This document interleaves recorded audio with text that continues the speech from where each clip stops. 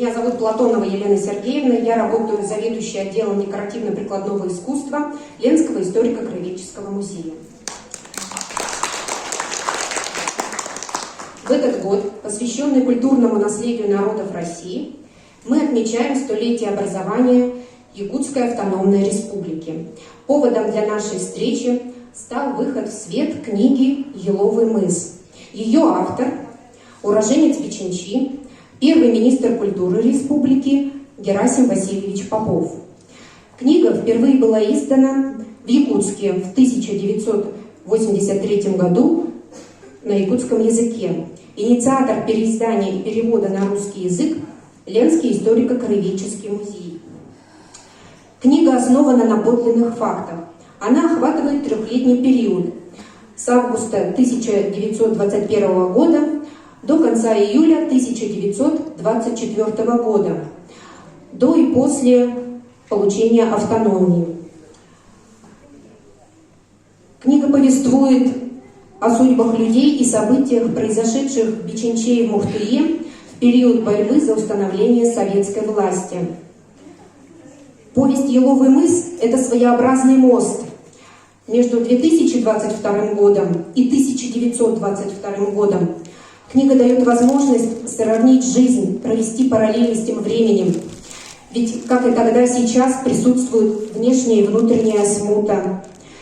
Как и тогда, сейчас, как пишет автор, мы должны сплотить свои силы, чтобы укреплять и развивать новую жизнь. С каждой страницей книги пот и кровь, любовь наших предков к родной земле становится частью нас. Поет Руслана Мариева.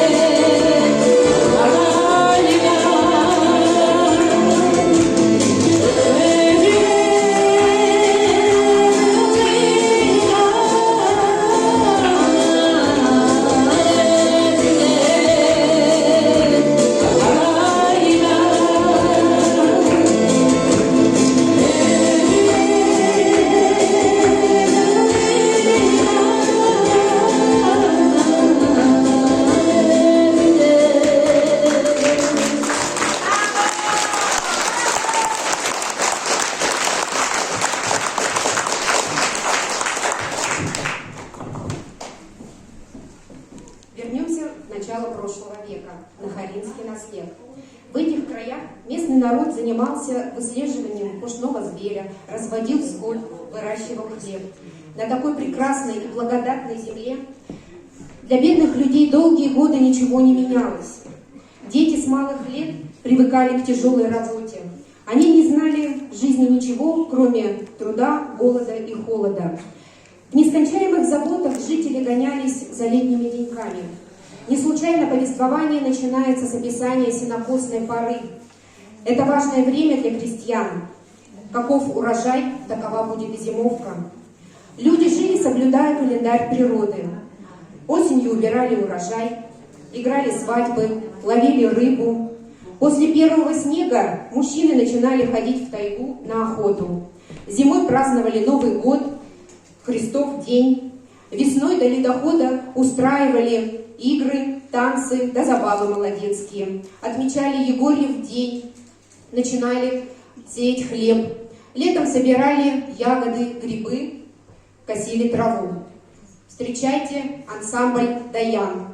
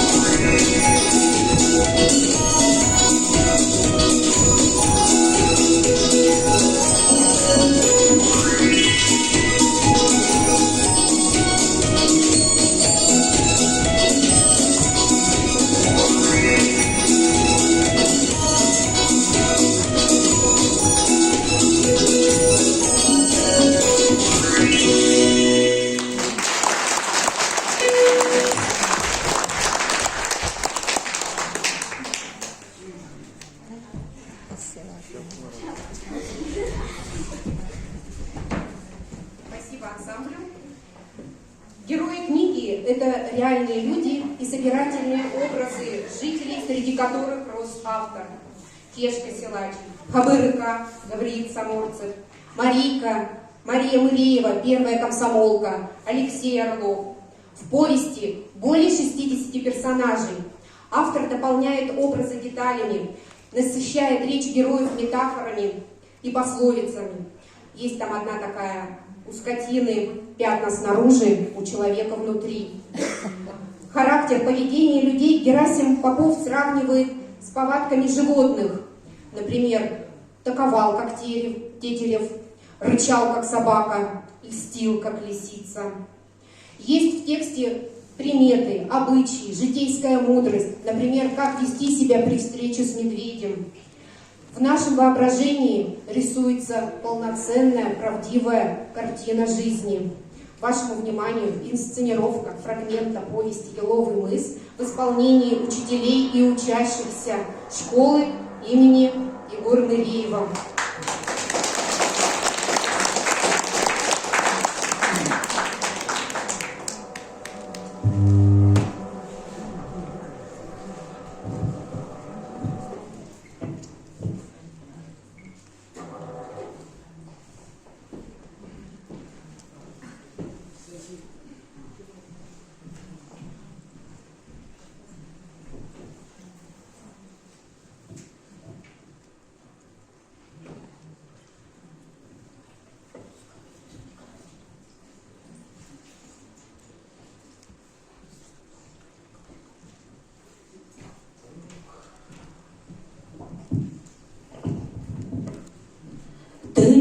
900 сүйбе сыллар.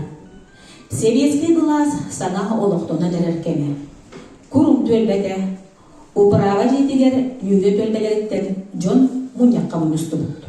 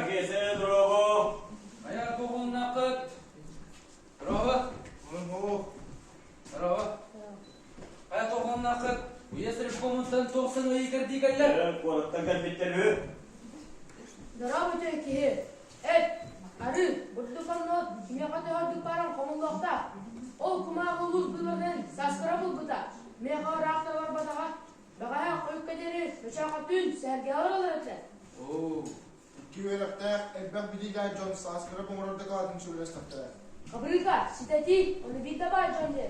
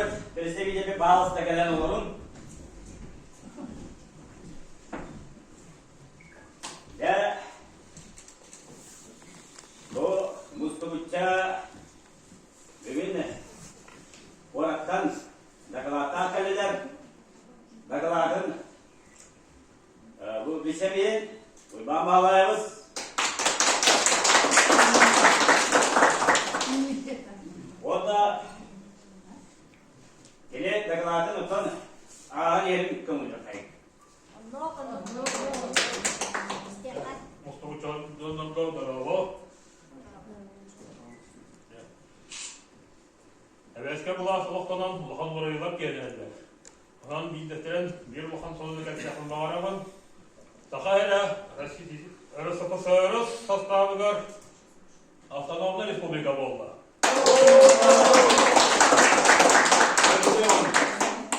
Onun sebepten Roman'da dekret aldım. Bu soslar sübbe ettiğiniz gününden Sırp Президиума dekret sahardı. Sakha Respublika Utyar yine Yakutskaya Volga. Onunla bu Granlı Sabı'nın noktası bu hardılar. Kirinskay, onunla Vadayba Yakutskaya varallar. Астан болдағанда битим, нүктәйі, мұқтоя, чоғына, батуыбыя, тақа әйгер керер бұлаға бір хармында.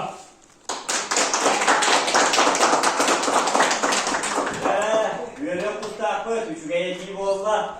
Ота салғы, көбірі қайыңыр, күштақ кешаға. Ләрі заводтар, етішіге саны не етті бет. Саңалыққа, саңалығылар оқпыл. Ұрыққыны тәртіптен аяқты әқпет. Владимир Ильич Ленин титинен қаннық бағар тұраму бәті тұспақты нойменің ұнақтағы. Çoğuna ten bravo. Yöre hava koyarın yakta.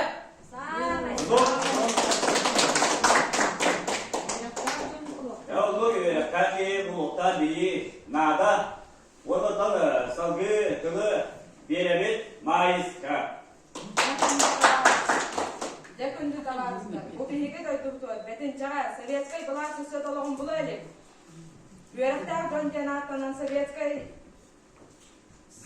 советский была жалын аняктыбат. Баяк таяр эрейин жугар байдар атыйыттар өлелип жалар. Байдар сирүжүген баз билелер. Доктор оларға кур бәйді кулуй батар. Майыс Никитовна Сапкетер, Сюржегин Котон өте қанады, Апкетылын Аптан өте қанады, Шугас Бербелетме Борнавер өте қанады. Аңғыға дейін советский была сыйларын тұқырталары бұл. Құртук, ас үйен, ғайчыларға бары чықчы. Майыс кеске самысып тақтыға дәлдер. Тоғыз сирілеге тоғысы көрпаты. Оғалар сәпке дәлдер. Doktor, içine bahsediyor. Doktor.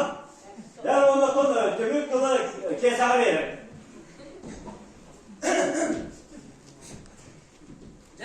Доктор, мен тебин түбүктүм. Бүгүнкү мунья курагар килдерекке, сирик кийин учоттан саңолеги гыдарка. Жон комиссаринен улус кылбарная саскарап казды кийлек, Урбаев онда маракы алараттан патриотский үнүлөрүн коюп кыттыр. Хангыга және советский была сыйларын тукурталары бут. Сәлі бола. Өтін егі, жөмбе ауын бұл. Алтын егі кейбітінен үгір тойы тұстақ бұд. Дәл өтін біле, баяғы кітабы бағыларды, я. Ой, кітабы саңа қолы бар, я.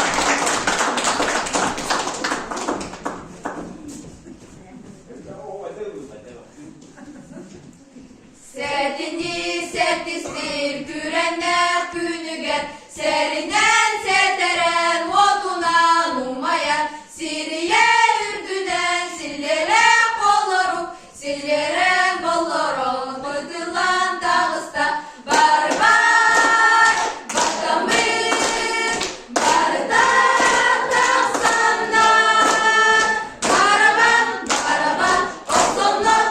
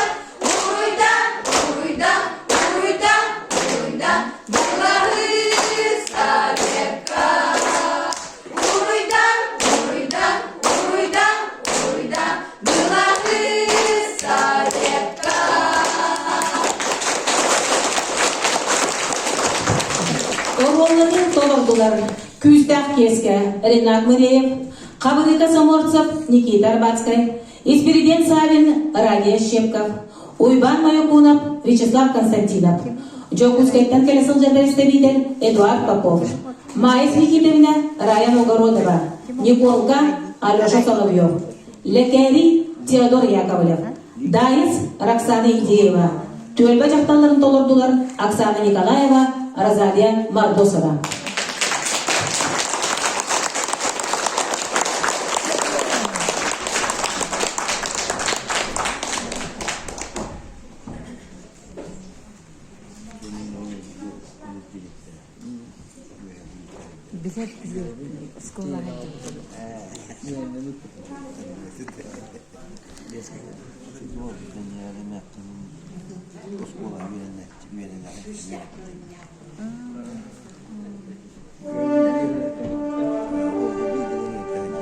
Благодарим еще раз наших замечательных артистов.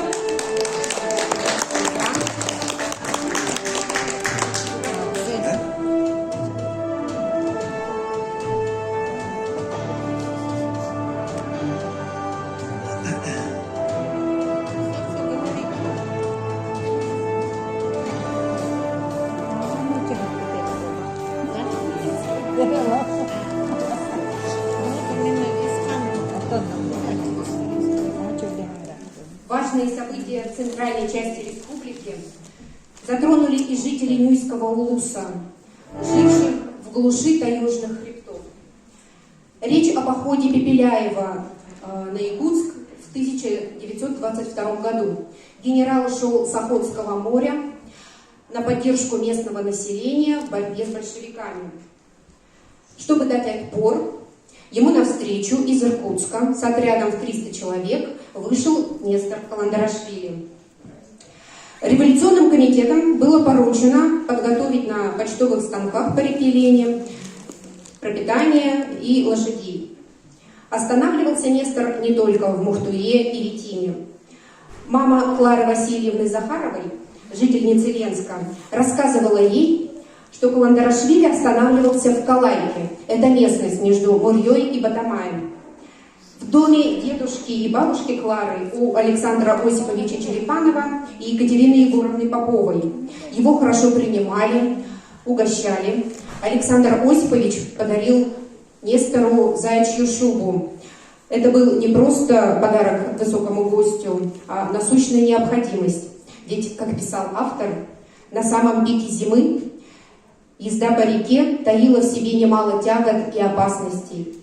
Морозный ветер продувал насквозь, поэтому путники кутались хоть и старые, но крепкие шубы.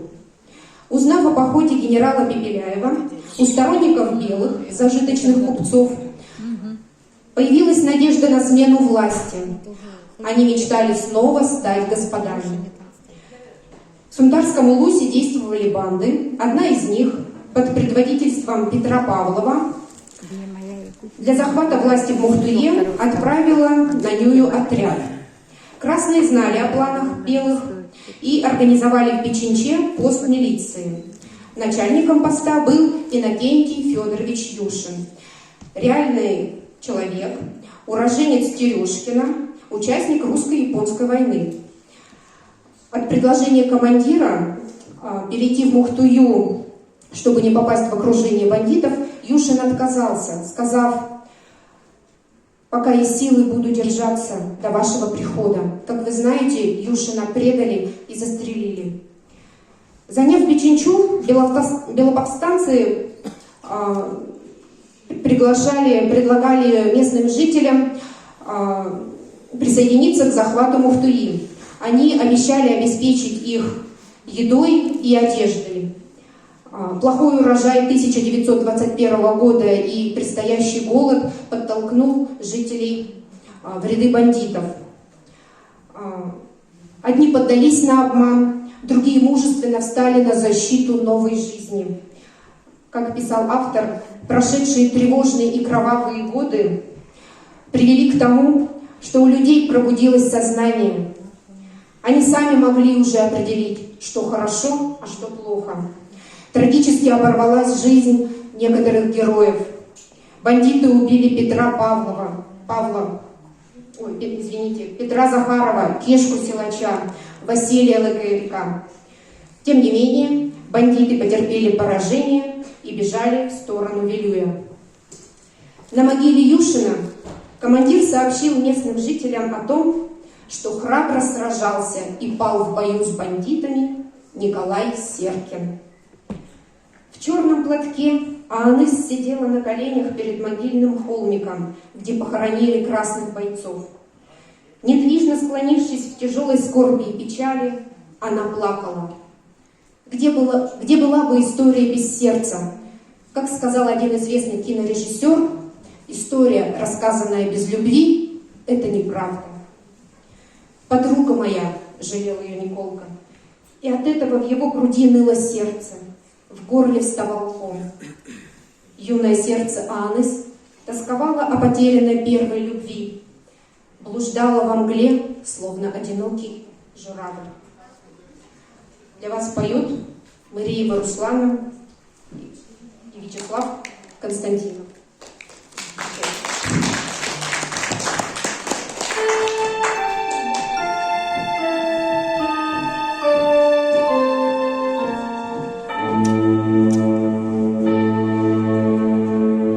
Покроется небо пылинками грез, и улыбнется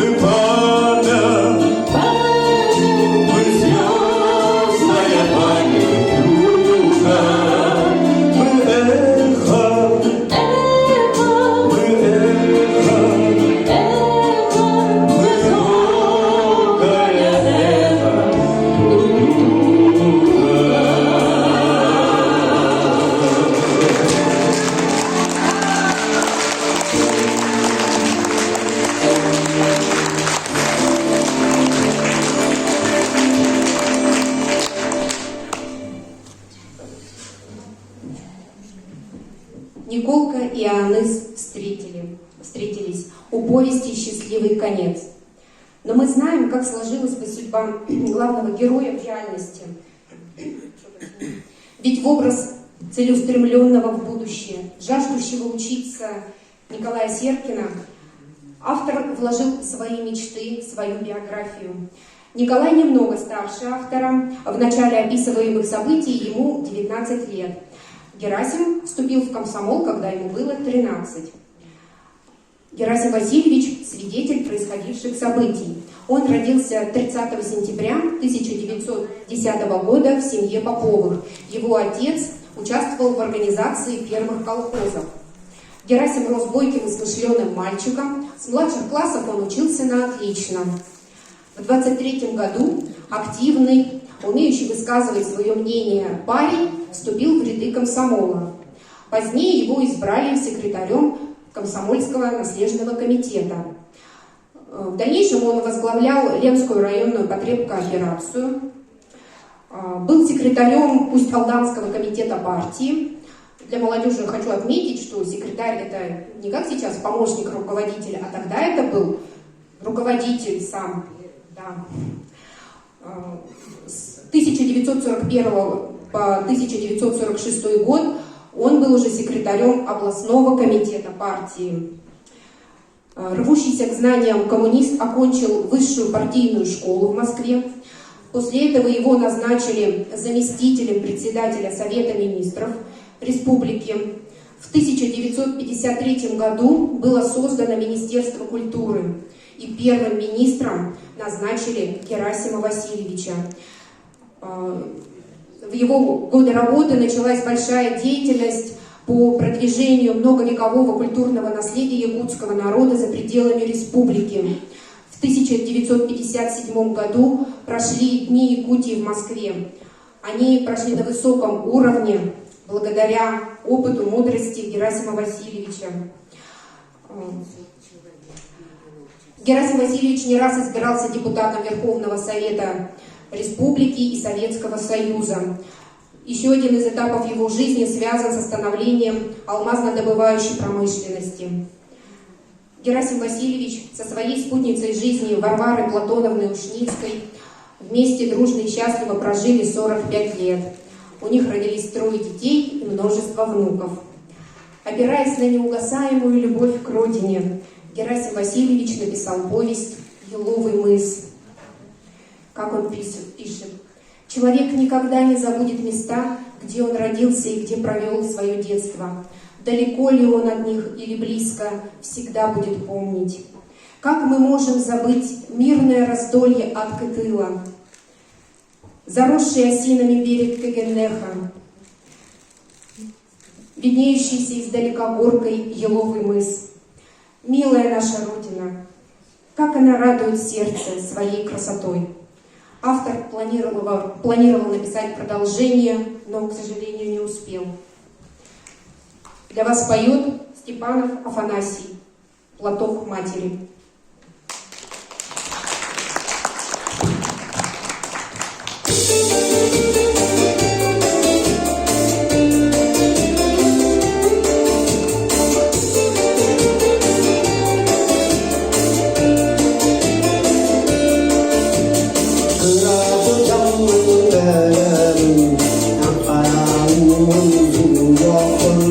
그라서 잡는 그때는 아마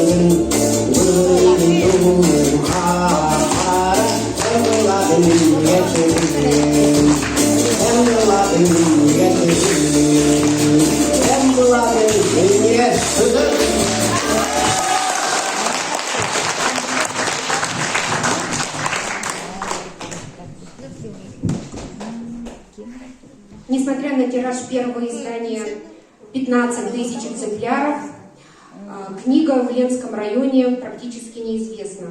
В музее хранится экземпляр, подаренный в 1985 году Мордосовым Василием Иннокентьевичем, сыном одного из прототипов книги «Кешки-силача». В 2018 году научный сотрудник музея Тамара Ильинична работала над темой 90-летия Ленского района и собирала материалы по гражданской войне в нашем районе. Изучала материалы в Национальном архиве, в фондах нашего музея. Вот она-то нам, коллегам, и рассказала об этой повести, об ее авторе. И попросила тогда сделать копию этой книги для дальнейшей работы с текстом. Во время оцифровки материала, обработки, мне стало интересно это содержание книги, особенно когда я увидела знакомую фамилию Юшина, поняла, что есть главные герои Николка и Аныс. Попросила Тамару Ильиничну подробнее рассказать, о чем эта книга. Ну, вот тогда у нас в разговоре появилась мысль и вопрос, можно ли сделать перевод этой книги. В нашем районе подобного опыта еще не было. Книгу не переводили на русский язык. И подумали, что, может быть, сначала ее переиздать, потому что текст на якутском есть. С этим предложением Тамара Ильинична обратилась к нашему директору Олесе Викторовне Сафоновой. Мы потом еще обсуждали, решали, подумали, что раз уж мы беремся за такой сложный проект, то лучше тогда сделать одновременно и переиздание, включив туда и перевод на русский язык. В марте 2019 года с Тамарой Ильиничной мы были в командировке в Якутске, познакомились с дочерью Герасима Васильевича, Галиной Герасимовной. Она рассказала об отце, показала фотографии, с радостью согласилась с нашей идеей на переиздание. И вот эта книга – это итог нашей кропотливой, трудной работы в течение 4 лет. Не менее пламенный патриот, чем автор, Тамара Ильинична. Она была душа этой большой работы.